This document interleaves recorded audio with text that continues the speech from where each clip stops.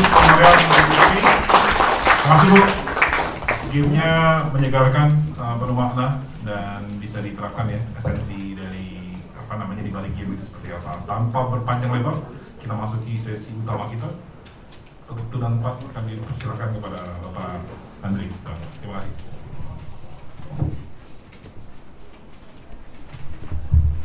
Baik, terima kasih. Assalamualaikum warahmatullahi wabarakatuh. Saya berdiri saja biar jadi pusat perhatiannya, jadi lihat ke sini semua bisa kelihatan ya. Karena kalau saya duduk saya kalah dengan Pak Dirut. Ketutup badan saya. Baik, rekan-rekan sekalian, tadi kita sudah mendengarkan apa yang disampaikan oleh Bu Trisni dan itu menurut saya sangat baik ya. Di situ terlihat tadi Bapak-bapak juga udah memberi tanggapan. Dari situ yang pertama kita kalau setiap mendapat tugas itu harus kita mengerti dulu tugas, pahami benar tugas. Setelah itu dalam menyelesaikan juga harus ada kerjasama dan lain sebagainya. Udah benar semua tadi. Ya. Saya dalam hal ini tadi yang disampaikan Pak Dirut itu hanya pengantar aja. Saya juga kamu ya juga ya. Itu hanya pengantar aja lah, namanya orang menjalani karir itu kan ada jejak rekamnya ya. Itu sebetulnya yang negatifnya saya juga ada ya, ada juga bandel-bandelnya saya juga ada juga, cuman ketutup lah tadi. Sebelumnya maaf ya, harusnya kan saya pagi jam 8 ya kan, jam 8, tapi rupanya saya lupa bahwasanya mulai dari minggu kemarin setiap hari Rabu saya mengikuti onboarding commissioner. Jadi istilahnya apa sih ya, penyegaran para komisaris di BUMN lah. Ada yang sudah malang melintang, ada yang baru ya, termasuk saya yang baru nih. Jadi itu sangat bermanfaat buat saya dan saya sangat beruntung ya. Jadi tadi mohon maaf saya jam 8 sampai jam setengah 12 kegiatannya. Makanya saya pakainya batik. Ya kan? Tapi dari situ kan langsung tuh nggak bisa ada leyeh-leyeh lagi, langsung jam 1.30 ke sini. Waduh, siap-siap. Makanya ini salah satu pemimpinnya di Jiwa Pemimpin ya, mengantisipasi atau memprediksi lah ya. Saya salah kostum nggak dipakai batik karena saya habis dari situ ya. Tapi saya ingat, saya kan ada itu apa namanya Pak ini? Anak muda istilahnya bukan rompi apa namanya? Pes. Nah, ini anak muda.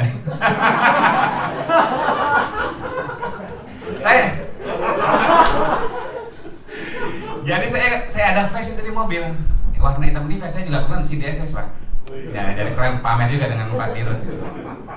Jadi saya ingat saya pakai, ternyata benar juga hitam seragamnya di sini. Nah, jadi saya nggak salah amat lah. Kostum saya nggak salah amat. Nah, demikian juga kalau kita pemimpin itu dibutuhkan sifat-sifat seperti itu.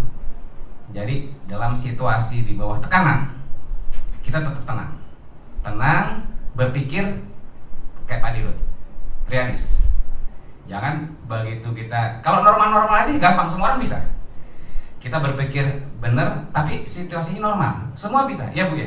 Tapi kalau namanya pemimpin di bawah tekanan, dia harus bisa juga, harus bisa berpikir. Itulah bedanya antara pemimpin dengan yang dipimpin, terutamanya. Terus kalau tadi teorinya Bu Tris, ya itu benar sekali. Leadership itu bagaimana, ada 5 poin, ya itu benar. Communication, kemudian responsibility dan lain sebagainya. Terus tambah lagi tadi 5, itu benar. Kalau saya karena mantan prajurit, dulu saya di tentara 34 tahun lah saya berdinas di tentara, sudah ngelotok juga. Makanya kemarin saya harusnya kan buat slide juga kayak Bu Trisni ya, tapi saya pikir karena mohon maaf saya ini baru dari Senin dari Kalimantan Selatan Pak, nggak sempat saya. Jadi tapi saya pikir yang udah dari otak saya aja lah, makanya saya minta ini buat mudah-mudahan kalau teorinya tentara biar Bapak tahu, mungkin ada yang udah tahu juga ya. Tapi sama saya ngelontok itu Pak. Jadi kita ada 11 azas. Ini. Azas kepemimpinan. Nah, jembatan keledainya itu saya ini aja yang gampang ingat. Ini teach,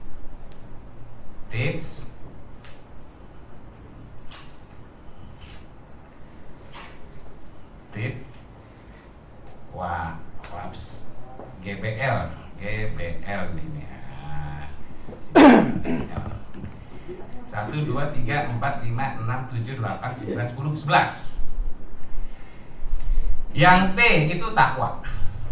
Kita semua umat beragama takwa, ya kan? Bagaimana caranya takwa? Masing-masing, ya. Nggak usah untuk menunjukkan kita takwa sampai jidatnya hitam segala macam. Nggak perlu. Itu kan kalau takwa itu kan antara kita sama Tuhan kita, ya kan? Maaf tuh kalau ada jidatnya hitam kan. Jedot. Itu antara kita sama Tuhan kita sesuai dengan kepercayaan kita. Itu harus mutlak namanya seorang pemimpin. Yang pertama orang Jawa nih, ya. Saya Jawa juga, cuma saya ada campurannya, ya. Ing ngarso sung tulodo, jadi memberikan tauladan di depan anak buah. Kalau ini saya pikir nggak usah saya ulas karena tahulah yang disebutkan memberi tauladan itu bagaimana, ya kan? Contohnya aja mungkin dalam penampilan harus nggak usah yang mahal-mahal, harus rapi, ya kan? Sehingga anak buah ngeliatnya tuh enak gitu ya. Di sini kan kita punya dewan direksi yang rapi-rapi semua ini, ya. Ada yang boys, kayak saya boys nih. Saya kan kayak umur 26 aja baru dibalik. Yang ketiga, ing madya mangun karso. Ini karena istilah Jawa saya suka keliru-keliru. Ing madya mangun karso, mungkin buku ini tahu itu. Jadi memberikan semangat di tengah-tengah anak buah. Makanya sebetulnya kita perlu juga nih dipikirkan Pak Dirut yel-yelnya KIW ini. Kalau misalnya ada ya? Udah ada ya? Nah, kita tes coba. Saya belum tahu perlu nih yel-yel. Coba. Kita berdiri semua. Masih ingat ya yel-yelnya?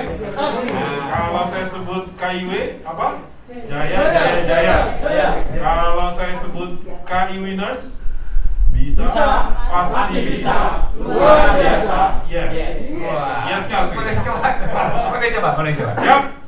Oke. KIW, Jaya, jaya, jaya. KI Winners, Bisa, pasti bisa, luar biasa, yes. Wah, tepuk tangan. Nah ini maaf Pak Dirut, kok sama seperti di pikiran saya ya? Saya pikir, saya terus terang saya belum tahu nih KIW punya yel-yel. Saya baru mau sarankan, kita punya itu aja punya yel-yel. Nanti kalau disebut KIW, jaya 3 kali sama rupanya. Cuman ada kepanjangannya Q Winners tadi ya. Nah, jadi udah matching lah pikiran kita dengan rekan-rekan semua di sini, termasuk bapak-bapak yang 3 orang. Jadi itu penting Pak. Ing madyo mangun karso. Nah ini contohnya tadi, ini ada ukun misalnya ya. Gerak sana gerak sini dengan teman-teman, terus ngos-ngosan gitu kan. Bagaimana caranya biar kita nggak ketahuan ngos-ngosan? Ini ada ceritanya nih. Saya dapat cerita dari jenderal yang udah almarhum, tapi itu saya ikuti itu. Waktu setiap saya memimpin lah ya, termasuk terakhir kemarin di PON, karena saya ketua Panwasrah PON, jadi saya harus meninjau sampai ke bukit-bukit Teletabis, namanya ada bukit Teletabis di Papua itu persis Teletabis tuh bukitnya tuh. Itu naiknya setengah mati tuh, bapak-bapak ibu sekalian. Saya praktekin tuh ininya Pak Rudini, ilmunya Pak Rudini. Jadi Pak Rudini, Jenderal Rudini tahu ya? Kalau nggak tahu dengar ceritanya. Kalau saya ketemu sama beliau langsung, beliau cerita pada saat memimpin anak buah, ya, latihan untuk berangkat tugas ke Timur, latihan naik gunung itu kan dia armnya pendek tuh Pak Rudini. Anak buahnya kan gede-gede, dia kan kecil pendek. Naiklah ke atas gunung Boran, segala macam. Capek, ngos-ngosan, tapi kan namanya komandan kan harus kelihatan semangat, memberikan semangat depan. Gimana nanti dia memberikan semangat sama anak buah kalau dia sendiri capek? Jadi pada saat dia jalan, udah terasa ngos-ngosan, dia berhenti balik kanan sambil ngomong, ayo semangat lagi. Wah, masih semangat gini. Padahal dia istirahat, ambil napas. Strategi berarti. Strategi. Itulah saya bilang, aku tuh ngambil napas deh, kalau enggak ambekan ini aku napasnya ya. Itu salah satu teknik cara kepemimpinan. Jadi jangan sampai terlihat juga sama anak buah, loh gimana kita mau mimpin, komandan segini udah capek ya, kita juga capek lah gitu. Jadi tetap memberikan semangat, walaupun dalam keadaan apapun harus bisa kita memberikan semangat. T yang selanjutnya itu Uri Handayani, ya kan, memberikan dorongan dari belakang ya, seperti Pak Komisaris Utama kita, ya kan, Pak Pras itu kan jago banget itu ya. Dari belakang kita selalu diberikan selamat, diberikan semangat, dorongan ya. Saya yakin bapak-bapak Dewan Direksi di sini juga mantap-mantap seperti ini. Saya yakin dorongan semangat dari Pak Komut kita dari belakang ya, bisa menyebabkan beliau ini seperti ini. Saya yakin itu ya, dorongan dari Pak Komod.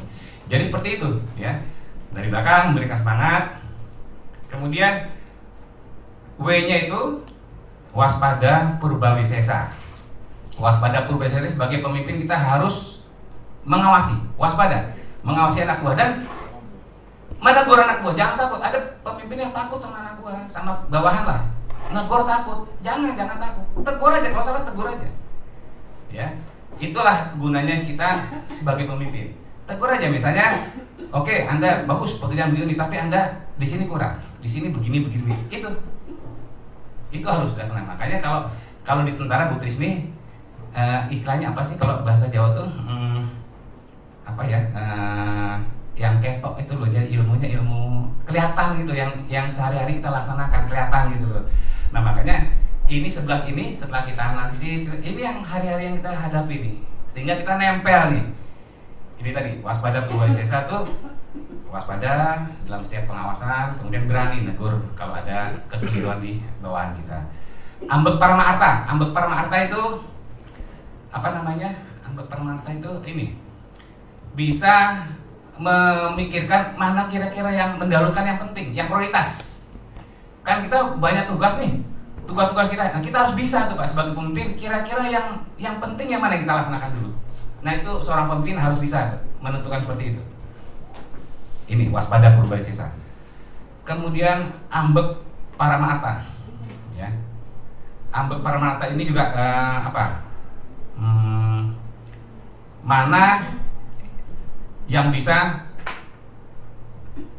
kita lakukan ya, yang benar-benar apa namanya? Saya keliru. Ambek Parama Arta itu mana yang bisa kita lakukan yang benar-benar penting. Ini ambek Parama Arta. Kalau yang tadi itu waspada purbawisesa itu adalah mengawasi, memberikan teguran. Kalau ambek Parama Arta, mana yang perlu kita dahulukan. Kemudian prasaja, yaitu kesederhanaan. Ya. Jadi kita nggak usah berlebihan, ya kan?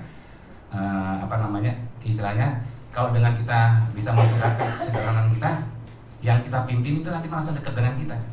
Jadi tidak ada gap lah istilahnya. Jadi kita bisa menyatu lah dengan mereka. Nah itu prasaja. Kemudian setia itu tadi yang disampaikan oleh Pak Cak Sam tadi. Saya ngobrol-ngobrol dengan Cak Sam tadi ya. Adalah setia, loyalitas, komunikasi. Jadi loyal dengan atasan, loyal dengan teman, loyal dengan bawahan, saling timbal balik. Jadi bukan hanya kalau setia tuh dengan atasan aja loyalnya, enggak. Kita punya samping, punya atas, punya bawahan. Nah, seorang pemimpin diharapkan bisa seperti itu, bisa menjaga komunikasi seperti itu. Bagaimana berkomunikasinya? Nanti pada sesi selanjutnya kita berikan. Kemudian apa nih? Geminastiti. Geminastiti itu hemat. Jadi mengeluarkan, kalau tadi kan menentukan prioritas yang kita kejar. Kalau ini hemat dalam hal anggaran. Jadi kita diharapkan dapat berhemat mana yang benar-benar kita perlukan aja lah anggaran itu digunakan. Kalau yang nggak terlalu penting itu nanti di nomor 2 kan lah. Jadi dalam menggunakan anggaran itu kita pakai prinsip ini.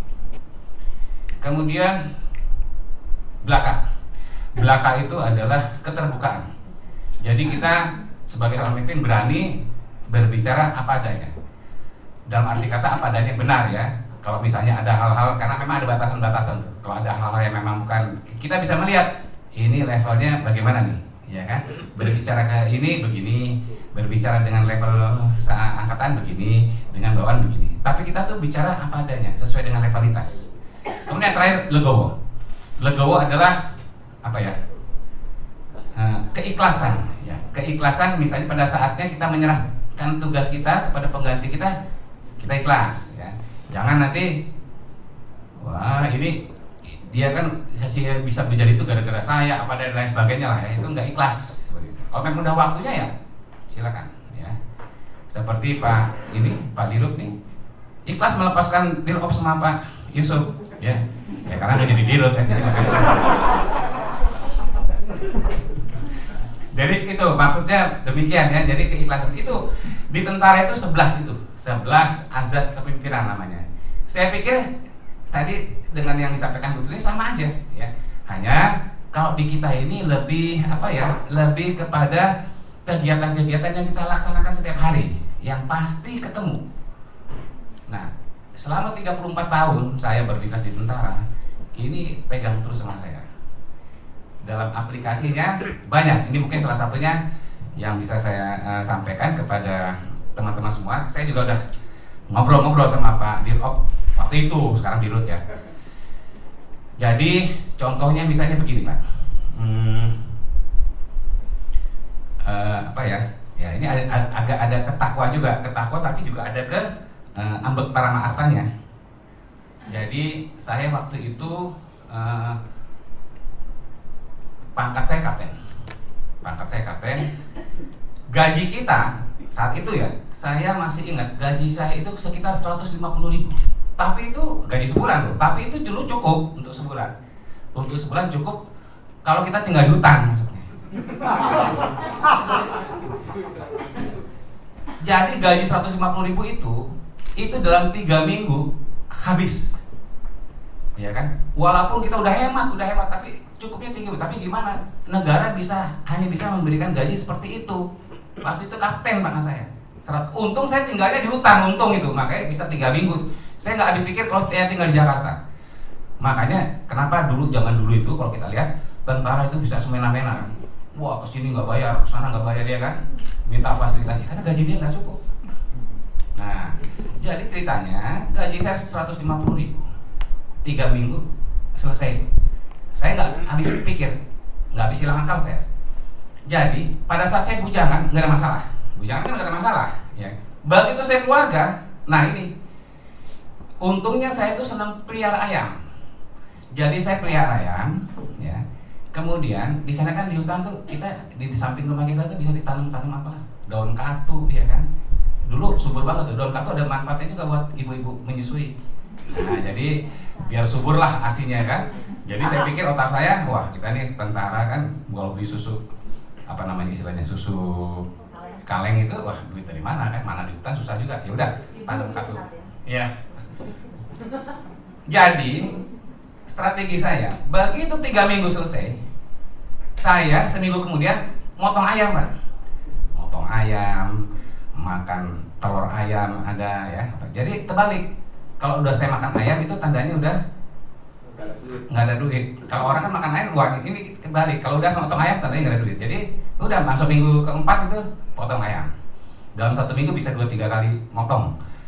Terus sayurnya daun katu, daun singkong, nggak ada masalah. Nah, suatu ketika hari Minggu ada anggota saya komandan kompi waktu itu. Tahu komandan kompi Pak? Komandan kompi itu di atasnya komandan pluton. Jadi tingkatan komandan dalam tentara itu paling bawah komandan regu namanya. Ada 10 orang anak buahnya. Di atasnya komandan regu ada pluton, ada 3 regu. Jadi ada 30 orangan, 35 orang satu pluton. Di atas pluton ada kompi. Satu kompi itu 3 pluton. Kurang lebih 110 orang. Nah, saya komandan kompi. Jadi anggota saya ada sekitar 110-120 orang. Hari Minggu jam-jam 9 lagi santai, lagi ngurus ayam gitu kan. Sampai minggu keempat udah mulai deket-deket dengan ayam kita kan. Tiba-tiba rumah saya diketok. Yang ngetok kopra Pak. Anak buah saya kopra.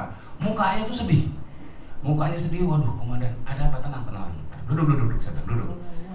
Komandan, istri saya mau melahirkan. Waduh, nah terus maksudnya gimana? Saya juga deg-degan, gantian. Begitu dia ngomong itu, saya deg-degan gantian. Waduh, ini minggu keempat masalahnya. Terus maksudnya gimana? Izin komandan, kalau bisa pinjam kendaraan kompi. Kan satu komandan kompi itu dapat 1 kendaraan Land Rover. Kalau pernah ingat Land Rover yang dari terpal yang 3/4 tahu ya, yang agak panjang tapi dari terpal. Itu satu kompi punya 1 dapat. Saya bilang gini, oke silakan. Izin komandan kendaraan. Untuk apa? Untuk dibawa ke rumah sakit terdekat. Jadi 30 kilo jaraknya. Rumah sakit yang paling terdekat itu bukan rumah sakit tentara lah ya. Poliklinik. 30 kilo jaraknya. Wah, silakan kalau gitu. Wah, aman cewek. Oh, minjam kendaraan doang. Saya telepon nih bintara saya. Pak, bintara sersan makanya. Itu Kopral Samidi mau melahirkan, tolong siapkan kendaraan, bahan bakarnya diisi. Saya bisa ngomong gitu, bensinnya diisi. Oh siap komandan. Udah tahu dia protapnya. Isi berapa udah tahu dia. Siap komandan. Udah disiapin sama Sersan, ya bilang gitu. Sersan siapa saya lupa, Sersan Kirno apa siapa saya lupa. Sambidinya, wah terima kasih komandan, gitu kan. Gantian saya mikir ini ada duit nggak nih? Saya aja komandannya nggak ada duit, dia punya duit nggak? Saya iseng nanya, bapak ada duit nggak? Siap, tidak ada komandan. Waduh mati. Ya maklum, komandannya aja nggak punya duit, apalagi anak buah kan. Saya pikir nanti mau melahirkan nggak ada duit gimana, dia masuk cuma kendaraan. Saya tanya lah, sebentar saya bilang, saya tanya istri saya, siapa tahu ada lah namanya orang perempuan kan. Bu, masih ada nggak duit apa? Ya duit Isa ya ada. Iya ada. Berapa? 17.000. Waduh saya bilang. Ya udah sini, dia bilang. 15.000 aja deh, saya bilang gitu. 15.000, 2.000 ya buat jaga-jaga dompet lah. 15.000 saya minta. Kenapa? Ini ada anggota. Oh iya. Kasihan itu anggota, kata istri saya. Udah kasih lah. Gitu, kopra itu sampai nangis depan saya. Dulu 15.000 tuh kalau sekarang tuh berapa sih ya? 150.000 lah kali ya, 15.000 atau ya 150.000 lah zaman dulu itu. Jadi cukup buat pegangan lah. Ya. Orang gaji saya 150.000. Jadi kalau sekarang, jadi 1/10-nya gaji lah itu ya. Udah seneng tuh, kopra tuh. Wah dia sampai kamu nangis gitu berkaca-kaca. Terima kasih komandan. Wah, doanya segala macam tuh. Amin. Udah Pak, cepat Pak dibawa sekarang Pak, istrinya. Dibawa nih, bawa. Udah kan. Tiba-tiba jam 11 jam 12 itu dia laporan sama saya, komandan, alhamdulillah istri saya udah melahirkan anak laki-laki. Alhamdulillah, selamat komandan. Wah terima kasih komandan gini. Udah. Yang penting istri kamu selamat. Udah nanti kamu kembali. Nanti kapan istri kamu harus dijemput. Siap komandan, terima kasih. Udah kan. Saya kan gak ada masalah itu, iya gak? Jam 2 nih, rumah saya dekat, saya lagi mau tidur. Jam 2 siang kan udah mau tidur sana. Rumah saya diketok lagi. Saya pikir siapa? Rupanya ada teman saya rumahnya di Palembang dari tempat saya batalan saya itu kurang lebih 90 kilo. Dia mau ke Muara Enim. Dia ini teman saya, dia pemilik Cineplex apa sih? Kalau Cineplex sekarang apa? Bioskop 21. Dia punya bioskop di Palembang dan dia senang ayam Bangkok. Kumpul ayam gato mungkin dia diadu kali ya. Saya juga punya ayam Bangkok. Namanya Pak Irwan, sampai sekarang saya ingat. Pak Irwan, loh tumben Pak Irwan. Pak Andri, saya mau cepat-cepat, saya mau ke Muara Enim, ada tugas gini-gini. Nah terus saya keinget Pak Andri lewat batalion. Saya ingat kan Pak Andri punya ayam Bangkok, saya mau lihat ayam. Oh ya masuk. Saya bilang, wah ngobrol situ, wah ngomong. Tiba-tiba Pak, ini kapan kita lihat ayam? Kita lihat. Wah, sorry Pak Andri, waktu saya nggak keburu kasih ngobrol, dia bilang. Nanti lain kali lagi, saya kesini lagi. Saya permisi lu, kalau kita Pak Andri. Oh iya, terus ini Pak Andri ada titipan. Saya bilang, oh untuk apa Pak? Enggak, ini untuk itu Pak, untuk makan ayam apa untuk apalah Pak? Dia bilang, titip. Oh iya, dah, makasih Pak Irwan. Pulang deh, berangkat ke Muara Enim. Saya buka Pak amplopnya Pak, isinya 450.000 Pak. Coba Pak, 3 kali gaji saya. Jadi saya benar-benar, wah ini pengalaman, ini saya ngerasain sendiri. Nggak sampai berjam-jam, gara-gara ngeluarin uang 15.000 untuk nolong, gantinya itu 450.000 Pak. Di situ pelajaran sangat berkesan buat saya. Saya ingat terus itu. Nah oleh karena itu, saya terus mikir, oh ini kan dari ada ini tadi 11 azas semen ada di sini, ada takwa, ada tadi Geminas Tidi, ya kan, mengeluarkan itu benar-benar yang untuk kita anggap penting uang itu. Ya, itu tadi, ini karena penting, istri mau apa, anggota anaknya mau lahir, uang kita terbatas, tapi ini penting. Toh nanti seminggu kemudian itu istri kita nggak mati, karena apa? Kita punya ayam, gitu loh. Kita ada ayam, kita bisa masak daun-daunan itu, kalau nasi kan ada lah ya. Ini pelajaran buat saya. Jadi saya pikir, oh seorang pemimpin tuh minimal punya sifatnya tuh seperti itu mungkin yang dimaksud dengan ini. Nah sejak saat itulah saya terus itu kan saya latih terus itu. Ya setiap saya berada di mana tuh itu saya latihkan. Alhamdulillah. Ya. Alhamdulillah saya bisa pensiun aman sehat ya. Nah dan sampai sekarang alhamdulillah saya nggak berhenti bekerja walaupun pensiun. Saya nggak merasa ya karena saya masih aktif terus ya setelah pensiun dari tentara. Saya diminta dibantu di KONI, di tengah-tengah saya dibantu KONI, saya terus ditempatkan di sini. Kapan istirahat saya? Nggak ada istirahat saya, tapi itu saya senang. Ya. Saya senang saya bisa sharing, bisa berbagi. Di KONI juga sama Pak. Di KONI saya pikir tugas saya itu ngurusin olahraga kan enak nih. Enggak. Tugas saya, jabatan saya itu kepala bidang organisasi. Isinya ribut tok itu. Ya, di organisasi itu sama kayak ngurusin parpol lah. Pada mau jadi pemimpin semua. Waduh, berebutan kursi semua. Sama Pak, pusing kepala saya. Tapi berkat pengalaman saya seperti ini, komunikasi tadi, bagaimana kita berkomunikasi yang pas, yang orang nggak tersinggung, yang orang kata Pak Dirhop itu setiap kita mengungkapkan pendapat, yang penting realis, logikanya ada. Tetap berpegang pada anggaran dasar, anggaran rumah tangga atau aturan di sini, tapi itu kita nggak kaku, ya. Jadi istilahnya nggak seperti ular nelan linggis. Ular kan jalannya belok-belok. Kalau udah nelan linggis kan lurus, dia nggak bisa belok-belok. Linggis yang ditelan ya kan. Nah, jadi kita memang harus bisa bisa menyesuaikan loh. Bukan berarti kita mencela-mencela, enggak. Pegangan kita tetap ada, tapi dalam melaksanakan itu kita bisa fleksibel. Nah, itulah yang diharapkan seorang pemimpin kalau dia mau maju, ya. Terus yang hal-hal atau contoh-contoh kehidupan tadi yang saya sampaikan pada saat saya berikan bantuan 15.000 semak kopral gitu, banyak lagi Pak. Contoh-contoh yang saya alami, ya. Seperti misalnya masukin uang di maaf Bu, terus ini kan kita mungkin di agama Ibu juga ada tuh Katolik, kolektor tuh uang kalau di Katolik tuh saya pernah ikut. Diajak teman saya ke Baptian, dia masukin ada kantong dari bahannya, masukin ke situ. Kalau kita kan pakai kotak. Ada kan waktu itu Ustadz ngomong, sekali-kali coba kalau masukin kotak itu jangan buka dompet, pilih yang paling kecil mana, pilih cari 100-an kan. Dulu kan ada 100.000 yang kertas tuh, pilih uang 100.000, nah baru masukin tuh yang paling kecil. Ya kan, buka dompet tuh yang paling kecil mana, masukin. Coba sekali-sekali buka dompet, nilai yang paling besar dimasukin. Kalau sekarang kan 100.000 nih, yang paling besar.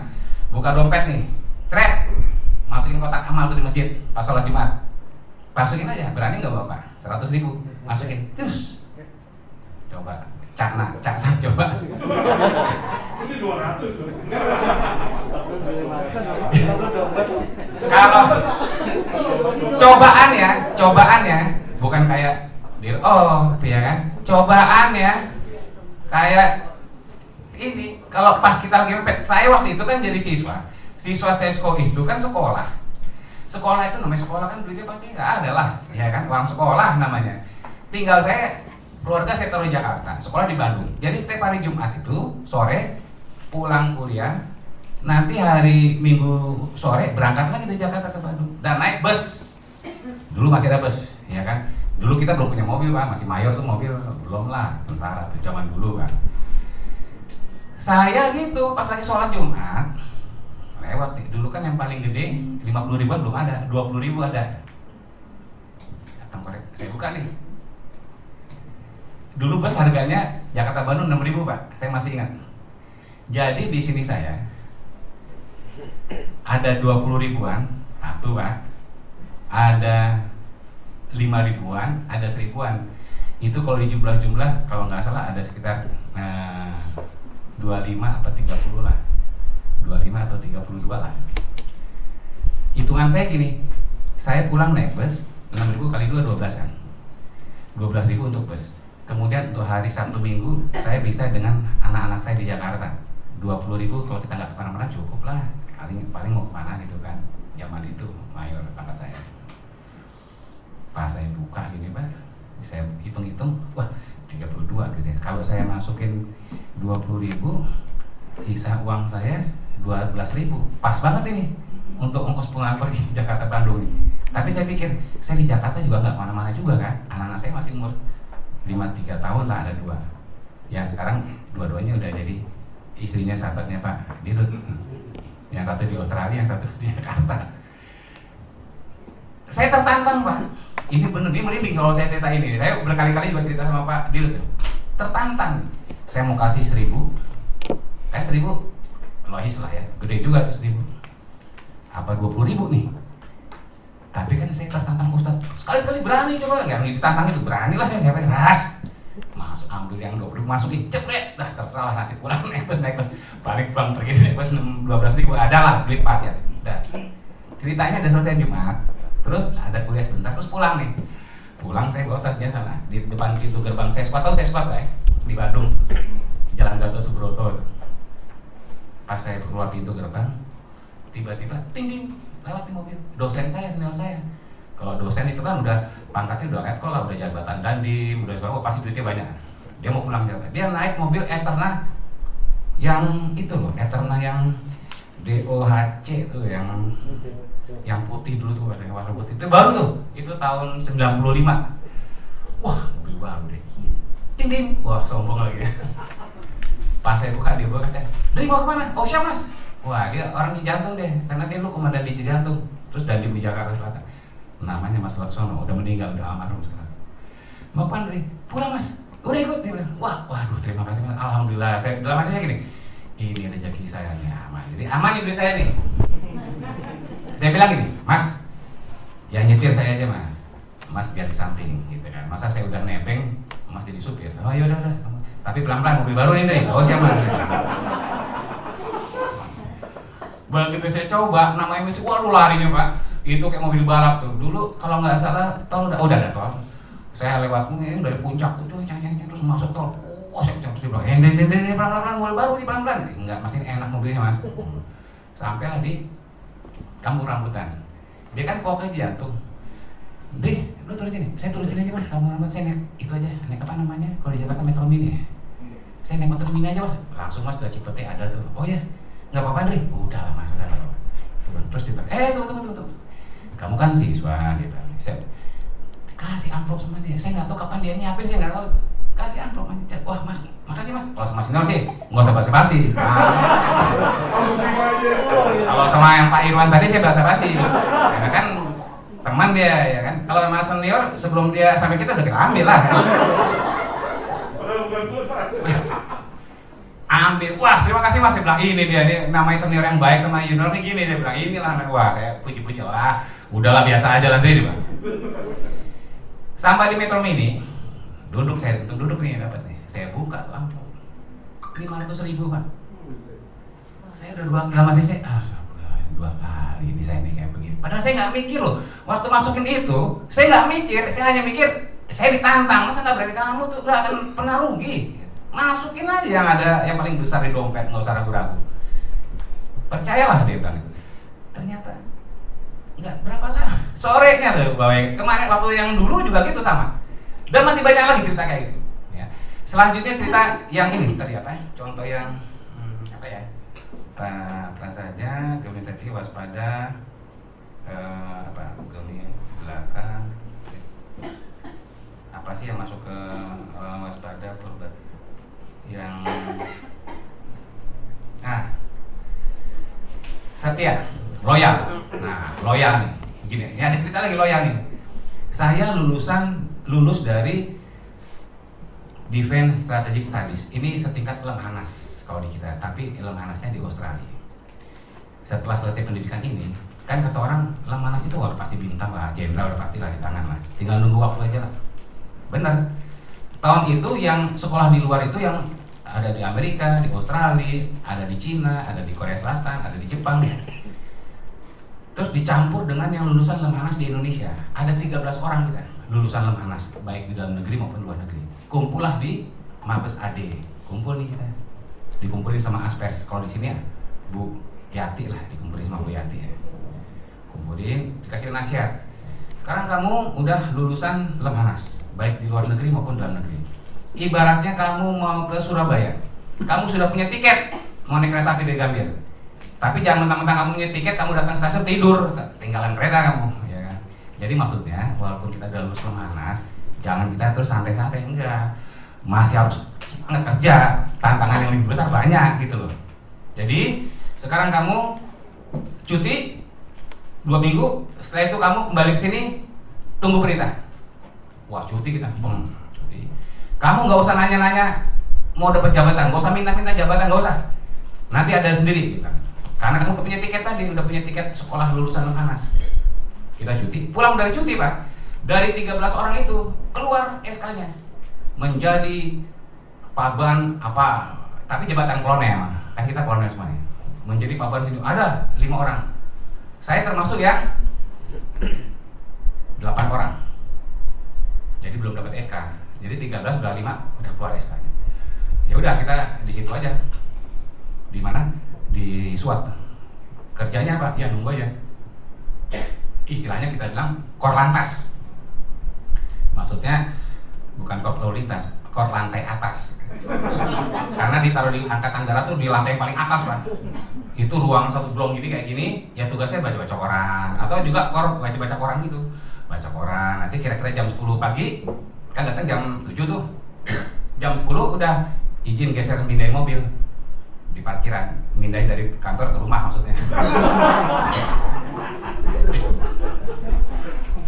Tiap hari gitu, Pak. Tapi kan kalau saya kan malu. Bukan malu sama siapa, malu sama tetangga, Pak. Kalau kita pakai pakaian kolonial nih, Mas.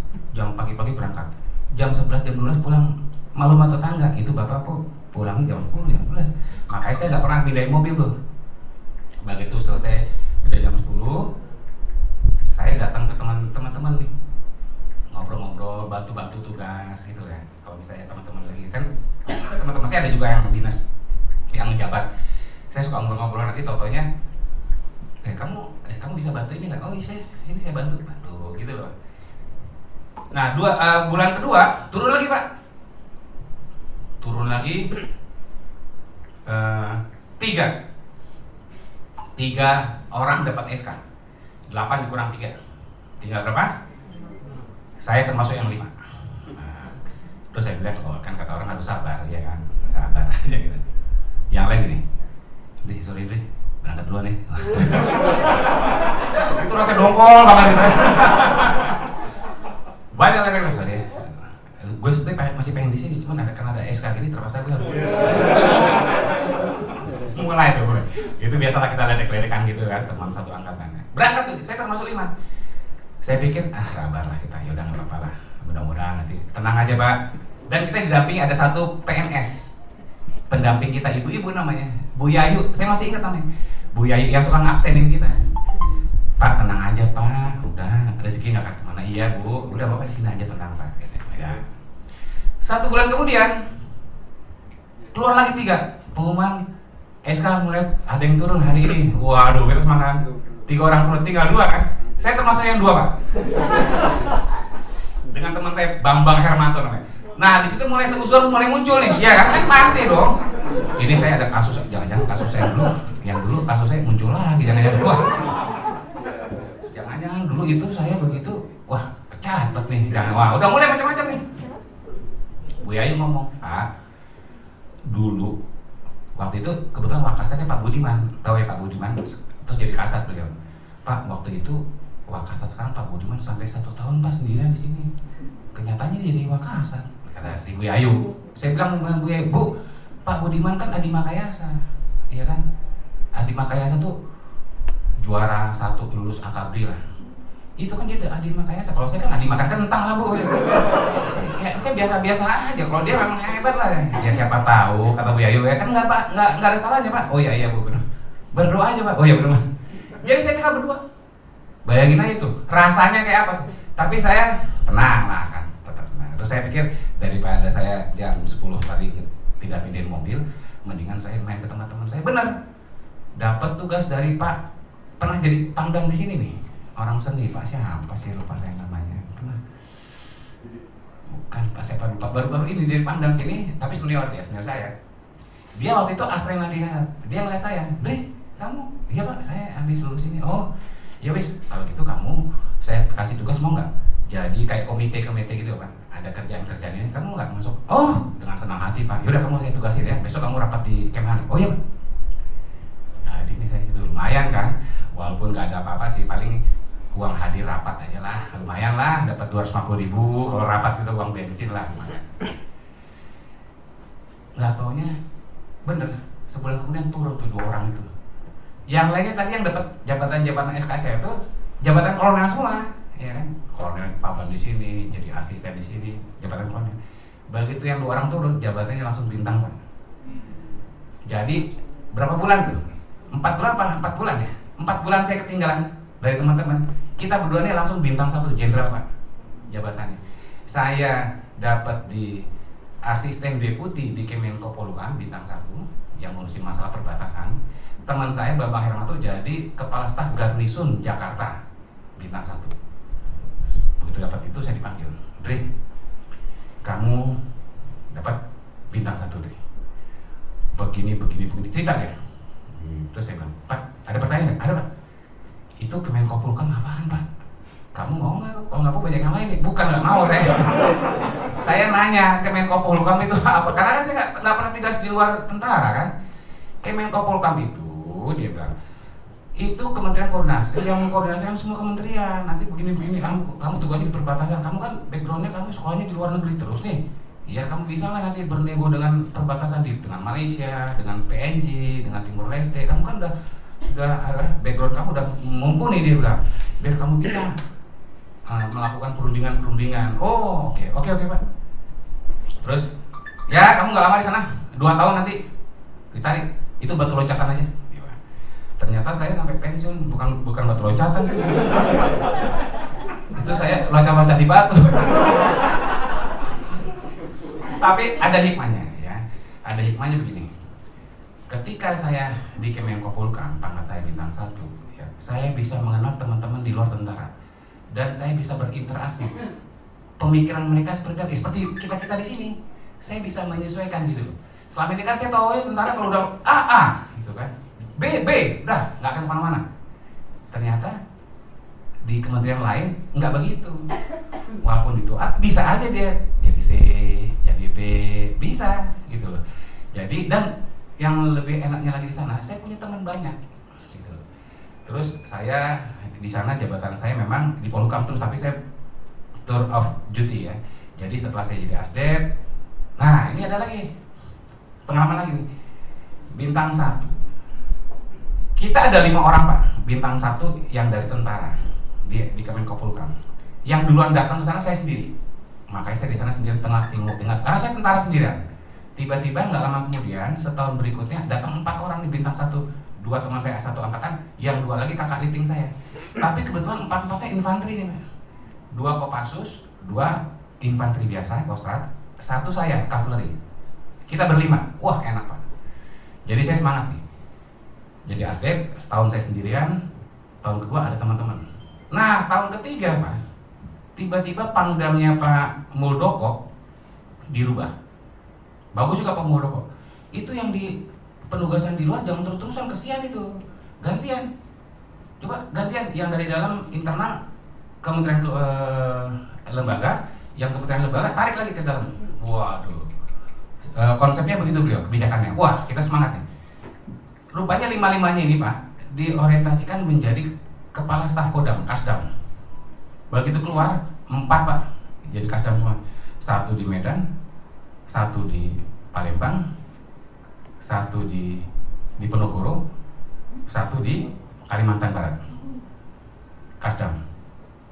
Kecuali saya. Coba Bapak rasanya gimana? Saya duluan datang situ.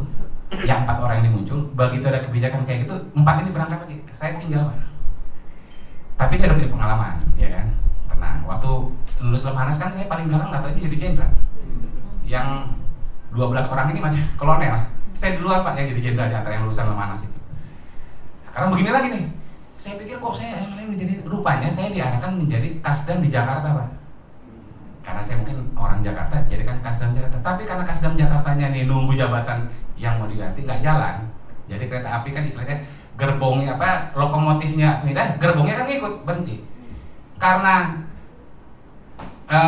yang di atas aspal kasatnya kosong berhenti, runtut nih, akhirnya saya jadi berhenti Kasdam. Jadi saya nunggu Kasdamnya pindah dulu jadi deputi di BNPT.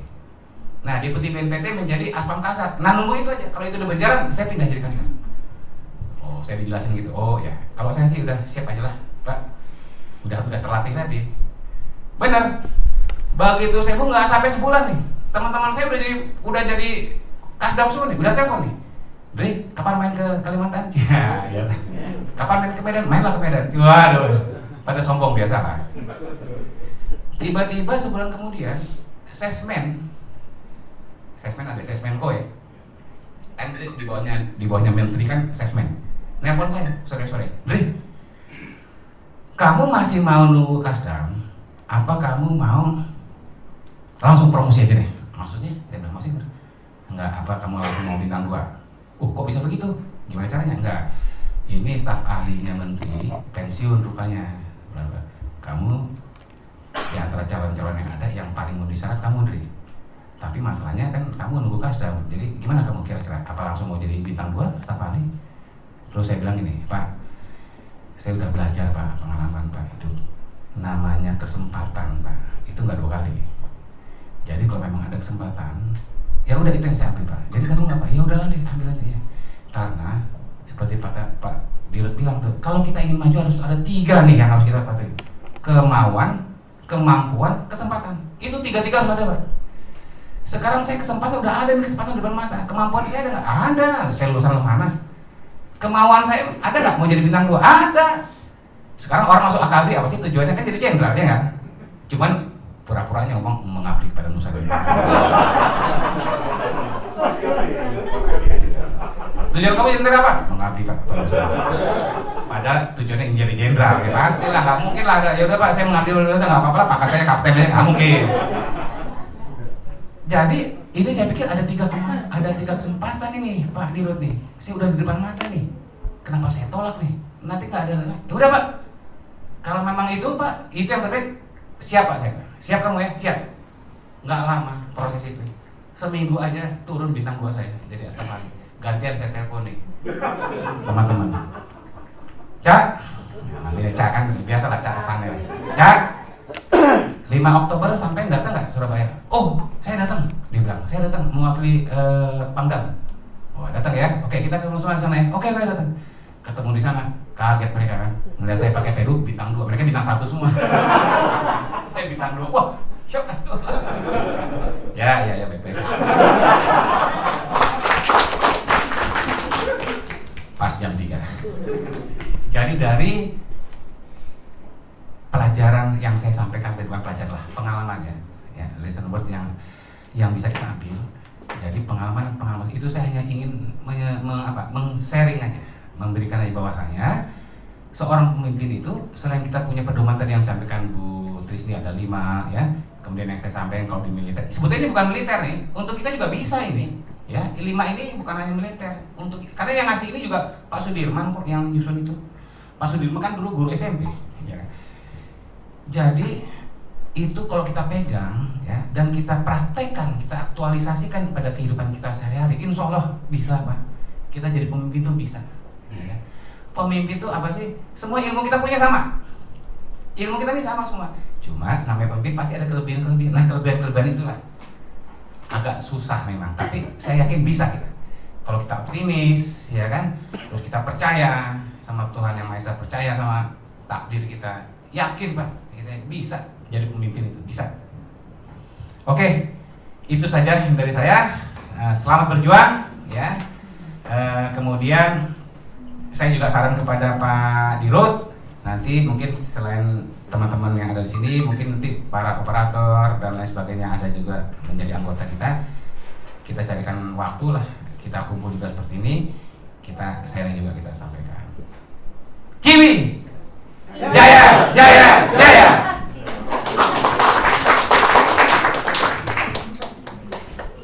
Luar biasa, terima kasih Pak Andri atas sharing informasi, sharing pengalaman yang sangat berguna bagi kita semua. Ini kesempatan yang langka sebenarnya, teman-teman. Jadi sebelum berakhir mungkin saya buka satu termin aja dan hanya untuk 2 orang saja. Silakan ajukan tangan kalau ada yang ingin ditanyakan. Hanya 2 orang dalam waktu 5 menit. Silakan kalau mau dipergunakan. Pak Agus. Satu, Pak Agus. Satu lagi Casan. Silakan. Pertanyaan boleh ditujukan ke mana-mana nih, boleh ke Pak Yusuf, boleh, Pak Budi boleh. Ada? Kayaknya udah sangat cukup jelas sekali. Nggak ada? Atau direktur mungkin? Pak Dirut, Pak Dirut.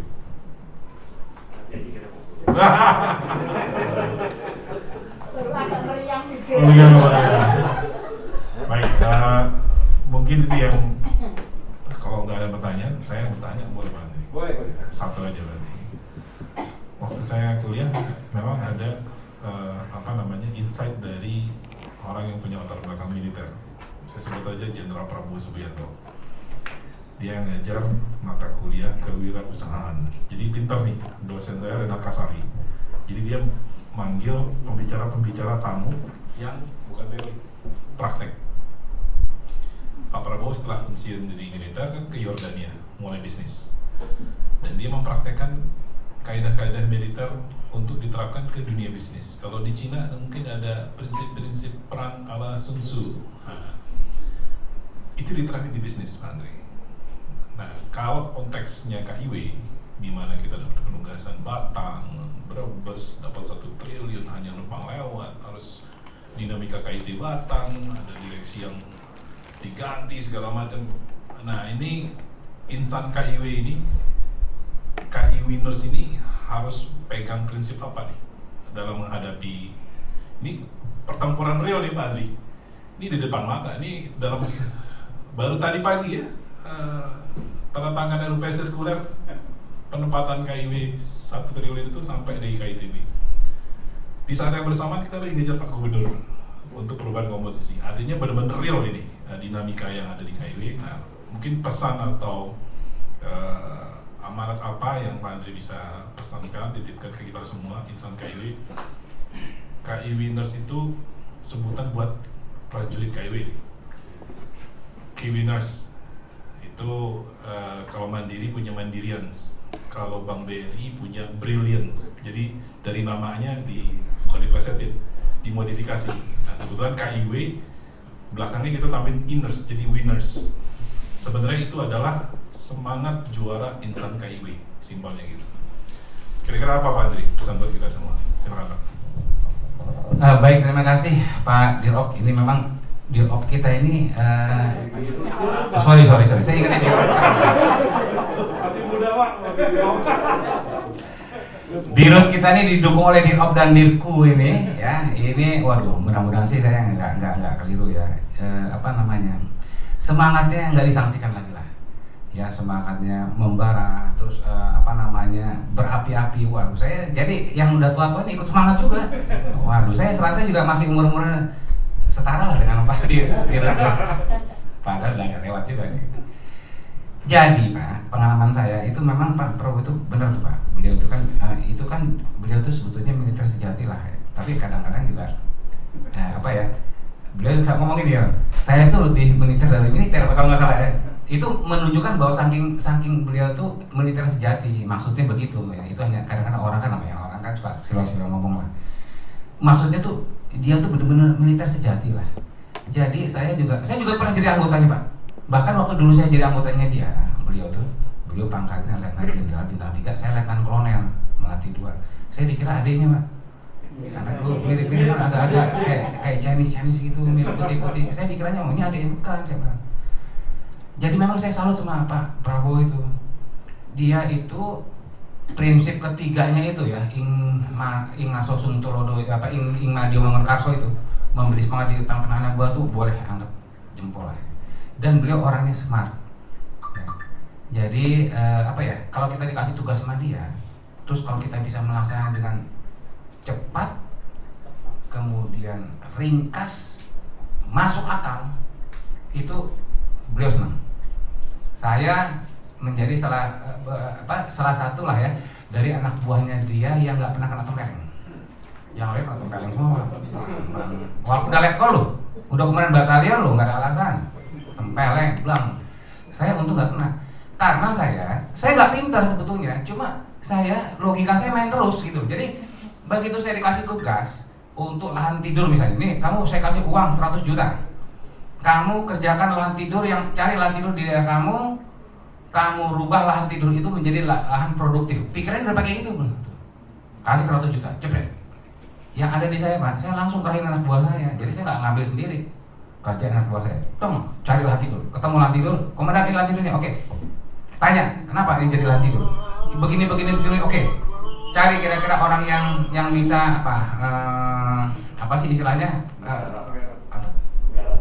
Yang menggarap ya, cari vendor atau siapa yang bisa menggarap. Oh, ketemu. perusahaan tebu. Kita tawarin dia mau. Udah, begitu ketemu, saya foto Pak, lahan tidur cepet. Udah itu mulai ada kesepakatan dengan si investor. Setiap kegiatan saya foto Pak, pentahapan tuh saya foto sampai selesai, walaupun belum menghasilkan, tapi sampai selesai itu tanaman segala udah ditanam segala. Tiba-tiba dicek sama Pak Prabowo, datang beliau ke Bataran Pak. Itu teman-teman saya buat laporan panjang, wah belang, begitu dicek sama dia, mana lahan tidurnya, mana ini, begitu dicek ke sana, lahan masih kosong, wah gampang loh, ya kan. Kalau saya, begitu Pak Prabowo datang, saya nggak nyiapin laporan, ada sih laporan tertulisnya ada, tapi yang saya sampaikan, saya nggak baca, yang saya sampaikan kayak gini Pak, cuma di situ isinya foto-foto. Mulai dari tahap saya mendapat dana dari beliau, kemudian saya ninjau ke lokasi, saya foto, kemudian saya melakukan PKS foto, terus mulai dari penggarapan tanah foto, terus sampai setiap kemajuan itu saya dokumentasikan. Jadi pada saat saya menjelaskan, saya enak ngomong aja di situ. Begini. Sekarang Pak Panglima sudah dalam taraf penanaman, sudah sekian hektar, tinggal sekian hektar lagi yang masih dalam proses. Sekian, mohon petunjuk. Dicek, kan dia kan banyak gampang ngeceknya anak buahnya. Di mana tempatnya? Dekat Pak dari batalion, kurang lebih 5 kilo. Bisa siap bisa. Kamu coba cek sana. Wah gitu kan dia. Nunggu dalam hati saya, tapi saya tenang. Dicek saya nggak bohong, yang benar ternyata. Begitu cek, nggak lama kemudian datang. Saya benar Panglima, ini, udah. Udah, beliau senang. Saya dimarahin, dibisikin sama asisten, Andre, kamu punya ilmu ini kok kamu diem aja nggak ngasih tahu teman-teman kamu. Saya bilang, loh, kok saya dimarahin? Dia bilang, loh, kan nggak bisa cara saya terus saya sebarin. Dia kalau bener, kalau ternyata salah saya nggak bener, kan saya disalahin sama teman-teman. Gara-gara saya Andre ini kita jadi kan. Jadi Pak, kok saya disalahin? Saya bilang, ini kan ya, tapi kamu harus bagi-bagi ilmu.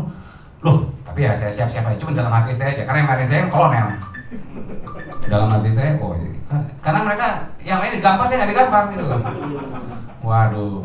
Tapi dari situ Pak, saya bisa pesan untuk teman-teman di KIW ini. Tadi sudah disampaikan oleh Dr. nih, ya. Terus saya ngomong, ada sebagian juga teman-teman yang juga sudah tahu juga nih, Caksan juga ya. Jadi yang pertama adalah jangan lupa, ya. Kalau untuk ilmu, saya yakin kita semua sudah ada lah standarnya, ya. Namanya ilmu lah S1, S2, S3, hanya tinggal levelingnya. Tapi namanya ilmu mungkin kita sudah punya semua. Ilmu itu tidak akan berguna kalau ini nggak bisa kita kuasai. Apa? Komunikasi Pak. Jadi pandai-pandailah kita berkomunikasi, apapun levelitasnya. Berkomunikasi dengan atasan, dengan samping, dengan bawah. Jadi setiap ada permasalahan, komunikasi kan Pak. Jangan dipercaya sendiri, komunikasi kan pasti ada jalan keluarnya. Yang kedua, tadi Ibu Tisni bilang, kolaborasi, kerjasama. Nggak bisa kita kerja itu sendiri, sama-sama. Nah ini kita lihat Dewan Direksi sudah sangat terbuka, sudah membuka kesempatan, ayo kita sama-sama kerja, udah. Dan kita semua harus punya tanggung jawab masing-masing, punya tanggung jawab bidang kita loh. Jadi yang di RUT tanggung jawabnya ya masalah kebijakan, masalah operasional, masalah operasional gimana, Dirku masalah keuangan, tanggung jawabnya itu semua. Bagian pemasaran, tanggung jawab marketingnya gimana, masing-masing punya tanggung jawab. Itu harus dipegang. Kalau itu sudah kita pegang, ya minimal itu kita pegang, insya Allah lah, ya KIW ini kita akan terus naik nih. Bisa lah mengatasi semua tantangan-tantangan yang ada nih. Dan itu tadi yang dibutuhkan adalah pemimpin dia bisa beraksi dalam keadaan tertekan. Itu baru namanya pemimpin. Ya, mudah-mudahan kita doakan Pak Dirut kita ini, Dewan Direksi juga, Pak Dirop, kemudian Dirku dengan teman-teman semua. Ini suatu test case kita. Kita ditantang nih dengan adanya penambahan anggaran secara tiba-tiba, brang, bisa nggak kita? Nah itu mudah-mudahan bisa, yakin saya bisa ya kalau dengan kerjasama, jaga komunikasi yang baik dan masing-masing punya tanggung jawab terhadap tugasnya, insya Allah itu bisa. Demikian jawaban saya Pak. Masih Pak, saya nggak akan menyimpulkan karena sudah cukup clear poin-poin yang beliau sampaikan. Tapi memang semua kita adalah pemimpin, bukan hanya direksi. Dan kalau di agama yang saya anut, setiap pemimpin akan dimintai pertanggungjawabannya. di semua level, nggak cuma direksi, nggak cuma kadif, nggak cuma dev head, nggak cuma supervisor. Lalu yang kedua, saya teringat pesan dari almarhum Robi Johan. Itu tokoh yang merger bank Bapindo, BBD, BDN sama Exim menjadi bank mandiri, bank sekarang. Dia bilang, karena tantangan beliau juga nggak kalah ringan, nggak kalah berat, memerger 4 bank BUMN yang masing-masing kayak raja-raja kecil di tengah krisis. Dia menurut konsultan dari Deutsche Bank butuh waktu 2 tahun ya Pak untuk memerger. Dia bilang, kasih saya 6 bulan, saya bisa merger, dan berhasil. Nah, pesan dia yang kaitannya dengan krisis adalah, makasih Mas, crisis will test you as a leader. Jadi kalau mau membuktikan seseorang itu pemimpin, kasih krisis, kasih tekanan, kalau bahasanya Pak Andri tadi. Kalau dikasih tekanan dia kabur, dia mundur, dia minta mundur, itu bukan pemimpin. Tapi kalau dia kemudian fight, dia bisa membawa timnya survive, itulah leader. Saya sendiri banyak terinspirasi oleh Robi Johan almarhum. Sore ini